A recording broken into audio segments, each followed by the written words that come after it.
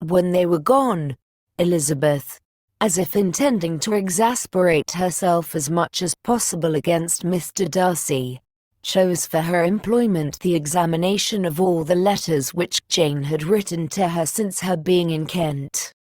They contained no actual complaint, nor was there any revival of past occurrences, or any communication of present suffering. But in all, and in almost every line of each, there was a want of that cheerfulness which had been used to characterize her style, and which, proceeding from the serenity of a mind at ease with itself and kindly disposed towards everyone, had been scarcely ever clouded. Elizabeth noticed every sentence conveying the idea of uneasiness, with an attention which it had hardly received on the first perusal. Mr. Darcy's shameful boast of what misery he had been able to inflict gave her a keener sense of her sister's sufferings. It was some consolation to think that his visit to Rosings was to end on the day after the next, and, a still greater, that in less than a fortnight she should herself be with Jane again, and enabled to contribute to the recovery of her spirits by all that affection could do. She could not think of Darcy's leaving Kent without remembering that his cousin was to go with him, but Colonel Fitzwilliam had made it clear that he had no intentions at all, and agreeable as he was, she did not mean to be unhappy about him. While settling this point, she was suddenly roused by the sound of the door-bell, and her spirits were a little fluttered by the idea of its being Colonel Fitzwilliam himself, who had once before called late in the evening, and might now come to inquire particularly after her. But this idea was soon banished, and her spirits were very differently affected, when, to her utter amazement, she saw Mr. Darcy walk into the room. In a hurried manner he immediately began an inquiry after her health, imputing his visit to a wish of hearing that she were better. She answered him with cold civility. He sat down for a few moments, and then getting up, walked about the room.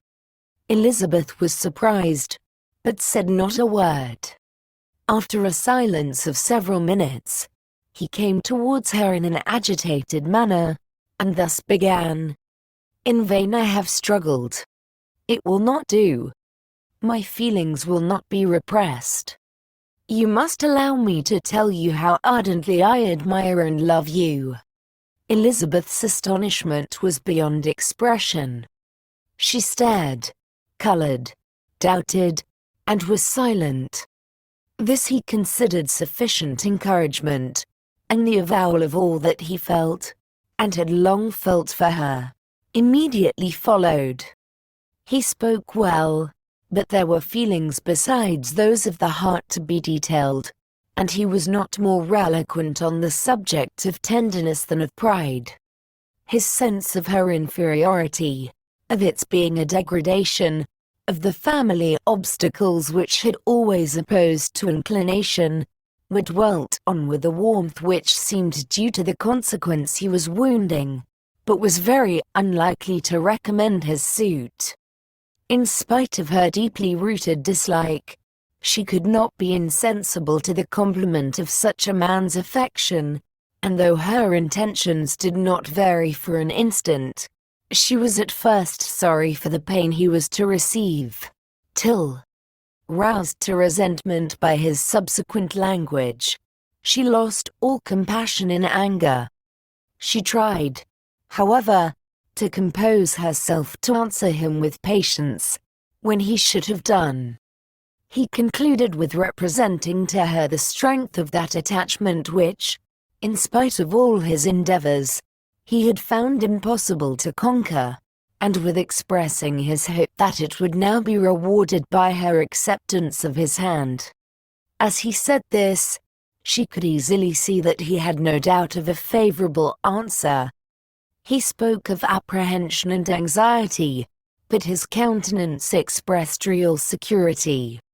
Such a circumstance could only exasperate farther, And, when he ceased, the color rose into her cheeks, and she said, "In such cases as this, it is, I believe, the established mode to express a sense of obligation for the sentiments avowed, however unequally they may be returned.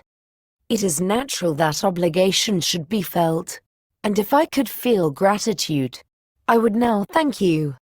But I cannot.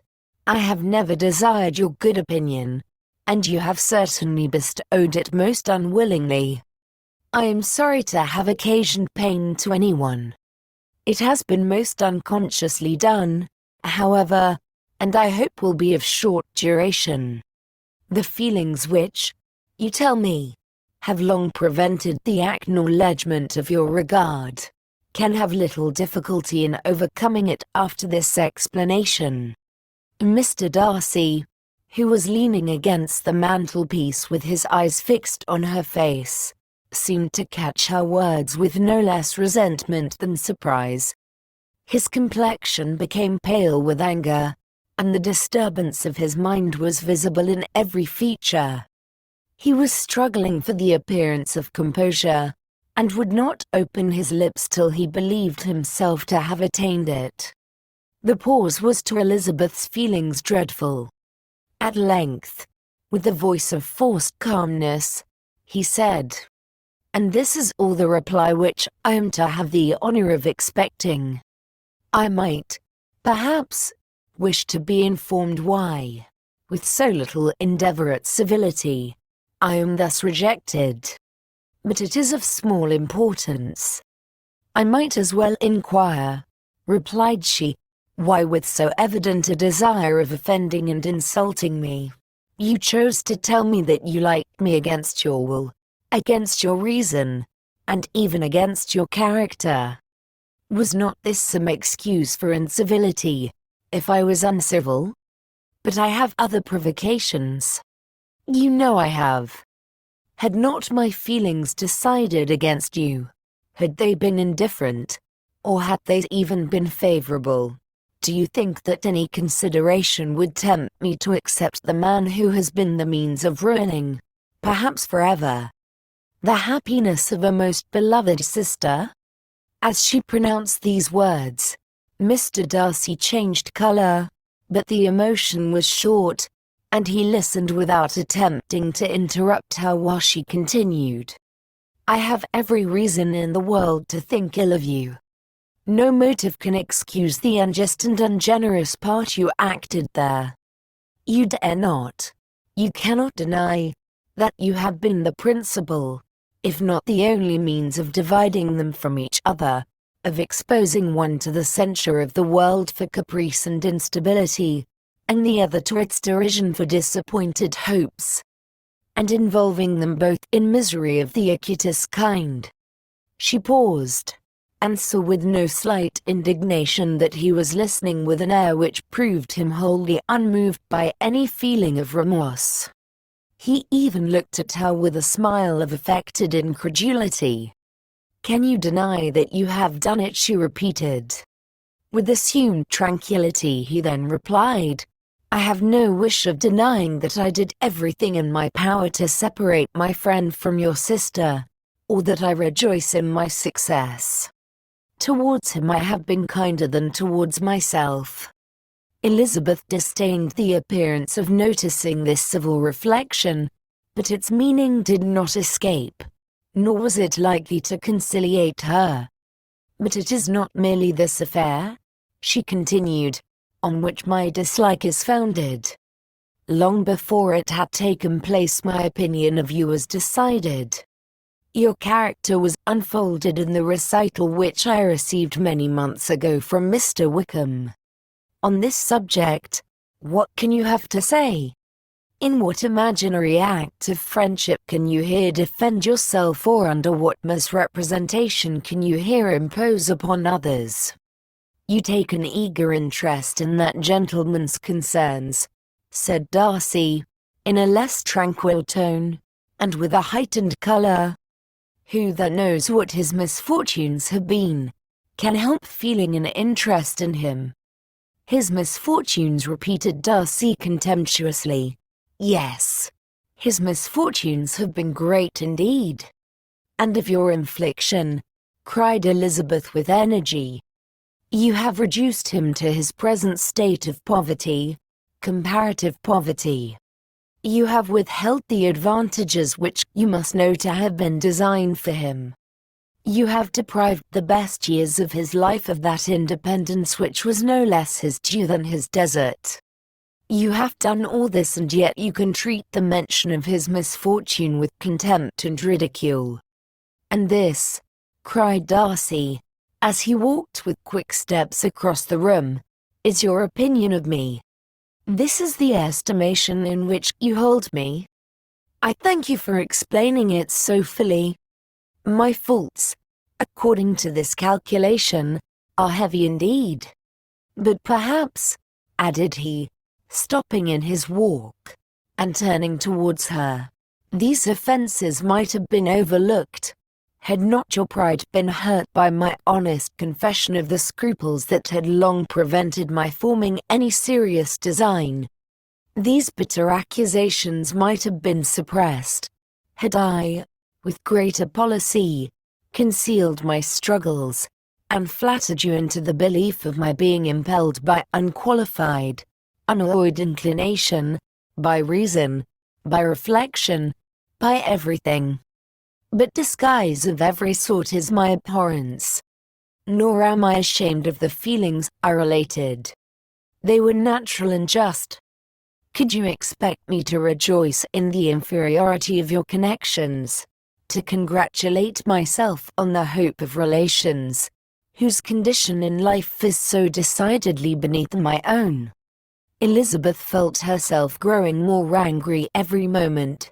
Yet she tried to the utmost to speak with composure when she said, You are mistaken, Mr. Darcy, if you suppose that the mode of your declaration affected me in any other way than as it spared me the concern which I might have felt in refusing you, had you behaved in a more gentlemanlike manner. She saw him start at this, but he said nothing, and she continued, You could not have made the offer of your hand in any possible way that would have tempted me to accept it. Again his astonishment was obvious, and he looked at her with an expression of mingled incredulity and mortification. She went on. From the very beginning, from the first moment, I may almost say, of my acquaintance with you, your manners, impressing me with the fullest belief of your arrogance, your conceit, and your selfish disdain of the feelings of others, was such as to form the groundwork of disapprobation on which succeeding events have built so immovable a dislike, and I had not known you a month before I felt that you were the last man in the world whom I could ever be prevailed on to marry. You have said quite enough, madam. I perfectly comprehend your feelings, and have now only to be ashamed of what my own have been. Forgive me for having taken up so much of your time, and accept my best wishes for your health and happiness. And with these words he hastily left the room, and Elizabeth heard him the next moment open the front door and quit the house. The tumult of her mind was now painfully great. She knew not how to support herself, and from actual weakness sat down and cried for half an hour. Her astonishment, as she reflected on what had passed, was increased by every review of it. That she should receive an offer of marriage from Mr. Darcy. That he should have been in love with her for so many months. So much in love as to wish to marry her in spite of all the objections which had made him prevent his friends marrying her sister, and which must appear at least with equal force in his own case, was almost incredible. It was gratifying to have inspired unconsciously so strong an affection. But his pride, his abominable pride, his shameless avowal of what he had done with respect to Jane, his unpardonable assurance in acknowledging, though he could not justify it, and the unfeeling manner in which he had mentioned Mr. Wickham.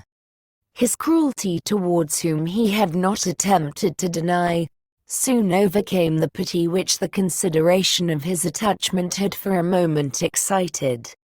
She continued in very agitated reflections till the sound of Lady Catherine's carriage made her feel how unequal she was to encounter Charlotte's observation, and hurried her away to her room.